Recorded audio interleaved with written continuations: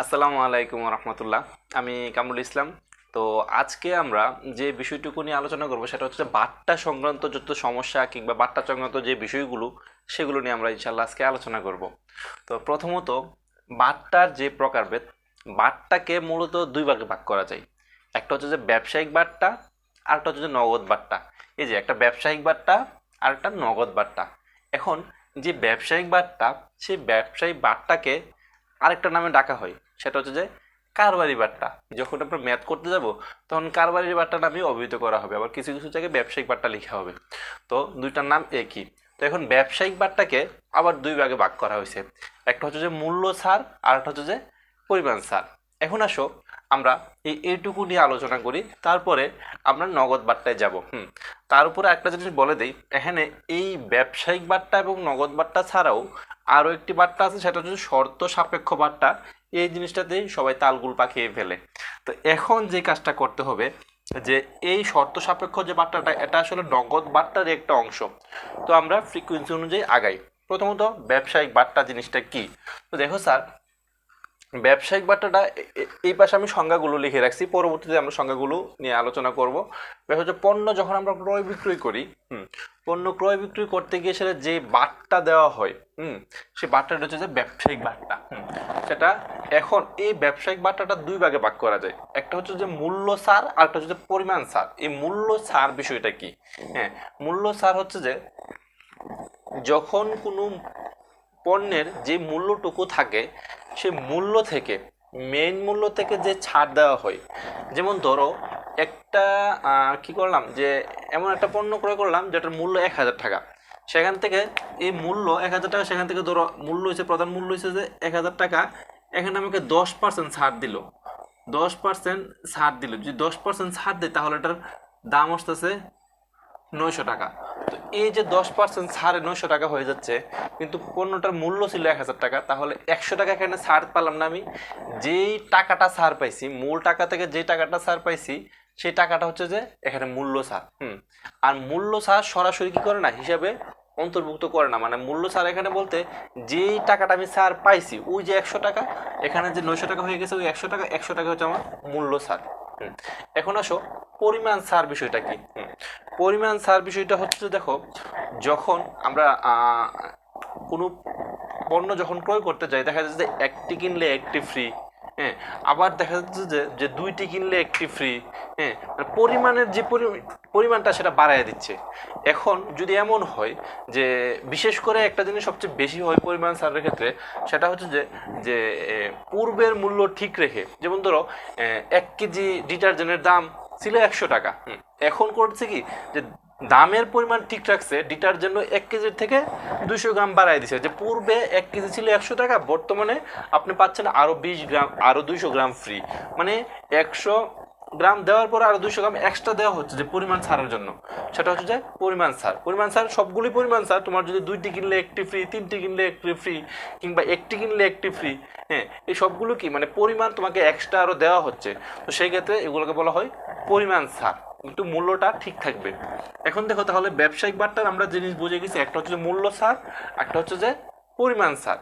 এখন দেখো মূল্য ছাড় তো বুঝতেই পারলাম, যে মূল্যটুকু ছাড় দেওয়া হয় সেটা মূল্য ছাড়, আর পরিমাণ ছাড় হচ্ছে যে যেটার পরিমাণটুকু কি করা হয়, একটু অতিরিক্ত দেওয়া হয়, সেটা হচ্ছে পরিমাণ ছাড়। এখন আসো যে নগদ বাট্টা। নগদ বাট্টা আসলে কি? এখানে নগদ বাট্টা মানে সহজভাবে যদি বলি, দেনা এবং পাওনা নিষ্পত্তির জন্য। দেনা এবং পাওনা মানে তুমি কারো কাছ থেকে টাকা পাও, সেটা আদায়ের জন্য যে ছাড় দাও, আবার তোমার কাছ থেকে কেউ টাকা পায়, সেটা আদায় করার জন্য যে ছাড় দেওয়া হয়। এবং দেনা এবং পাওনা এই নিষ্পত্তির জন্য যে বাট্টা দেওয়া হয়, সেটা হচ্ছে নগদ বাট্টা। এখন আসো যে নগদ প্রাপ্ত বাট্টা কি এবং নগদ প্রদত্ত বাট্টা কি। নগদ প্রাপ্ত বাট্টায় প্রথমে আসি। দেখো যে নগদ প্রাপ্ত বাট্টা যে জিনিসটা, সেটা হচ্ছে যে কোনো পাওনাদার যখন আমার কাছ থেকে টাকা পাবে, কেউ যদি আমার কাছ থেকে টাকা পায় তাহলে সে তো আমার পাওনাদার। তো পাওনাদার যখন আমার কাছ থেকে টাকা পাবে, সে আমার টাকা আদায় করার জন্য যে ছাড়টুকু দেয়, তারপরে টাকাটুকু আদায় করে, তখন সেটাকে বলা হয় প্রাপ্ত নগদ বাট্টা। জিনিসটা বুঝতে হয়তো বা একটু কঠিন লাগতেছে। আমি একটা উদাহরণ দিই। ধরো কেউ আমার কাছ থেকে 10,000 টাকা পায়, তো আমি তাকে 10,000 টাকা না দিয়ে তাকে আমি দিলাম যে 9,700 টাকা। যখন সে আমার কাছ থেকে পাইতে হচ্ছে 10,000 টাকা, ধরো 10,000 টাকা। আমি করলাম কি, ওকে দিলাম যে 9,700 টাকা। হ্যাঁ, 9,700 টাকা। তো এখন দেখো যে পাই তো 10,000 টাকা, আমি দিলাম 9,700 টাকা, তো 300 টাকা কম দিলাম না? এই 300 টাকা, যেই 300 টাকা আমি কম দিছি, এই 300 টাকা কিন্তু সে আমার ওই 10,000 টাকার যে পাওনাটা, সে পাওনাটা আদায় করার জন্য এই ছাড়টুকু দিছে। তো এই জন্য এই যেই ছাড়টুকু আমি পাইলাম, তাকে আমার 10,000 টাকা পরিশোধ করতে হইতো, কিন্তু পরিশোধ না করে তাকে আরো 300 টাকা কম পরিশোধ করতে হয়েছে। যেই ছাড়টুকু আমি পাইলাম সেটা হচ্ছে প্রাপ্ত নগদ বাট্টা। মানে এবার এবার আমি মূল কথায় আসি, যে যদি পাওনাদার আমার টাকা আদায় করার জন্য, তার পাওনাদার তার টাকা আদায় করার জন্য যে ছাড়টুকু দিয়ে থাকে সেটা হচ্ছে, আর সেই ছাড়টুকু আমি পাই, সেটা হচ্ছে যে নগদ প্রাপ্ত বাট্টা। নগদ প্রদত্ত বাট্টা কোন জিনিসটা? যখন নগদ প্রদত্ত বাট্টা, সেটা হচ্ছে যে যখন আমি কারো কাছ থেকে টাকা পাই, যে আমি দেনাদারের কাছ থেকে টাকা পাবো, ওই দেনাদারের কাছ থেকে ধরো আমি 10,000 টাকা পাই, তাকে আমি বললাম তুই যদি টাকাটা দিয়ে দেস তাহলে 200 টাকা কম দিলেও হবে। তো সে আমাকে 9,800 টাকা দিছে, তো আমি তার টাকাটা আদায় করার জন্য আর 200 টাকা কম নিলাম।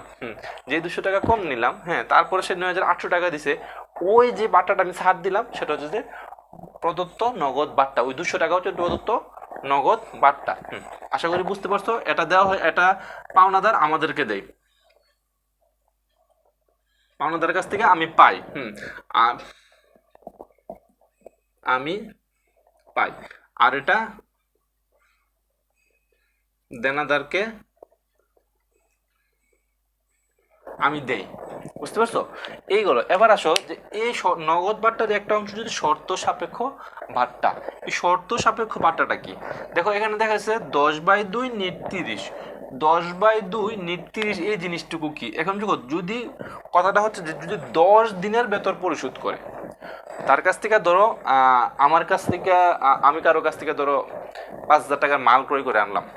যে 5,000 টাকার মাল ক্রয় করে আনলাম, পুরো টাকাটাই ছিল বাকি। তো এখন আমাকে সে বলছে তুই যদি 10 দিনের ভেতরে, এই 10 দিনের ভেতরে তুই টাকাটুকু পরিশোধ করে দেস, তাহলে তোকে 2% বাট্টা দিব, আমাকে সে বলতেছে। তো এখন আমি করলাম কি, যে 10 দিনের ভেতরে যদি পরিশোধ করে দেই তাহলে ওই মূল টাকা থেকে 2% বাট্টা পাবো। আর যদি 10 দিনের দেরি হয়ে যায়, 11 দিন, 12 দিন, 13 দিন, হ্যাঁ, তাহলে আমাকে মূল যে 5,000 টাকা, 5,000 টাকা আমাকে প্রদান করতে হবে। তবে হ্যাঁ, নিট 30 কি? এই যে নিট 30টা হচ্ছে যে আমাকে 30 দিনের মধ্যে মাস্ট বি টাকাটা পরিশোধ করতে হবে। মানে 30 দিনের ভেতরে মাস্ট বি করতেই হবে। যদি 10 দিনের ভেতরে করি তাহলে 2% বাট্টা পাবো। কথা বুঝতে পারছো? আচ্ছা, আশা করি শর্ত সাপেক্ষ বাট্টাটা তোমরা বুঝতে পারো। এখানে অনেক কিছু দিতে পারে, দেখো 5/10, কিংবা 20/10, হ্যাঁ, মানে জিনিসটা দিবে, তো তাহলে বুঝতে হবে যে এখানে হচ্ছে দিন, হ্যাঁ, এই যে এই অংশটা যেটা থাকবে, এই অংশটা থাকবে দিন, মানে কত দিন, এত দিনের মধ্যে কত দিন। যদি 20 দিন থাকে তাহলে 20 দিনের মধ্যে কত পার্সেন্ট বাট্টা। এখানে 5 থাকতে পারে, যেমন এমন হতে পারে যে 20/5, তার মানে 20 দিনে পরিশোধ করলে 5% বাট্টা। যদি এমন হয় 10/9, তাহলে 10 দিনে পরিশোধ করলে 9% বাট্টা। এরকম এই জিনিসগুলো তোমরা আশা করি বুঝতে পারো। কিন্তু এখানে নিট যে জিনিসটা, নিট 90 থাকতে পারে, 30 থাকতে পারে, 20 থাকতে পারে, মানে এত দিনের মধ্যে মাস্ট বি পরিশোধ করতে হবে। এখন আসো যে ব্যবসায়িক বাট্টা। আমি প্রথমে বলছিলাম যে এগুলো হচ্ছে সংজ্ঞা। যে ব্যবসায়িক বাট্টাকে আরেকটা নামে ডাকা হয়, সেটা হচ্ছে যে কারবারি বাট্টা। দেখো, কারবারি বাট্টা এবং ব্যবসায়িক বাট্টা এই জিনিসটা কি? পণ্য ক্রয় বিক্রয়ের সময় যে বাট্টা প্রদান করা হয় সেটা হচ্ছে যে কি আমার ব্যবসায়িক বাট্টা বা কারবারি বাট্টা। এখন দেখো, ব্যবসায়িক বাট্টাকে দুই ভাগে ভাগ করা হয়েছে, একটা হচ্ছে মূল্য ছাড়, একটা হচ্ছে যে পরিমাণ ছাড়। তো এখন যে মূল্য ছাড় হচ্ছে কোনো পণ্যের তালিকা মূল্য থেকে যদি কম মূল্যে বিক্রি করা হয়, সেই হ্রাসকৃত মূল্যকে মূল্য ছাড় বলে। পণ্যের তালিকা মূল্য মানে গায়ের মধ্যে যে মূল্যটা থাকে, সেই মূল্য থেকে যে কম মূল্যে বিক্রি করা হচ্ছে এবং সেই হ্রাসকৃত মূল্যটা তো বললাম, ওই যে 1,000 টাকার পণ্য 900 টাকা বিক্রি করা হয়েছে, ওই হ্রাসকৃত মূল্য কোনটা? ওই 100 টাকা হচ্ছে আমার হ্রাসকৃত মূল্য। সেই হ্রাসকৃত পরিমাণ মূল্যকে কি বলা হয়? মূল্য ছাড় বলে। পরিমাণ বাট্টা, এই যে পরিমাণ বাট্টা, একই দরে অধিক পণ্যের অফার করা হলে, একই দরে মানে মেন যে টাকাটা, পণ্যের মূল্য যদি থাকে 50 টাকা, 50 টাকা ঠিকই থাকবে, কিন্তু অতিরিক্ত কিছু তোমাকে দিবে। যে পণ্যের একই দরে অধিক কোনো পণ্যের কি করা হলে, অফার করা হলে, তখন তাকে পরিমাণ বাট্টা বলে। এখন আসো যে নগদ বাট্টা, যে সেটা কি? এই যে নগদ বাট্টা দেনা কিংবা পাওনা পরিশোধের জন্য। দেনা পরিশোধ মানে দেনাদার আমি দেনাদারকে দিব, কিংবা পাওনাদার আমার টাকা পরিশোধ করার জন্য যে কাজটা করে। এবার দেখো, দেনা কিংবা পাওনা পরিশোধের জন্য পরিশোধের টাকা আদায় করতে গিয়ে যে বাট্টা প্রদান করা হয়, তখন তাকে নগদ বাট্টা বলে। এখন দেখো, নগদ প্রাপ্ত বাট্টা এবং নগদ প্রদত্ত বাট্টা।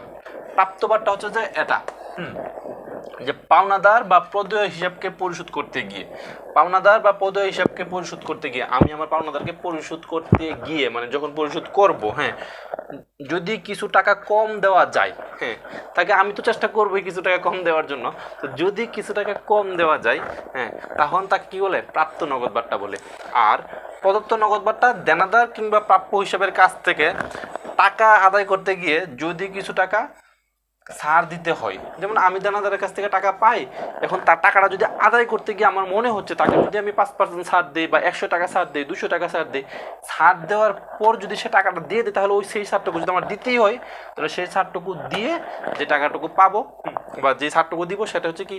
প্রদত্ত নগদ বাট্টা। হ্যাঁ, আর সর্বশেষে যে জিনিসটা থাকে সেটা হচ্ছে শর্ত সাপেক্ষ বাট্টা।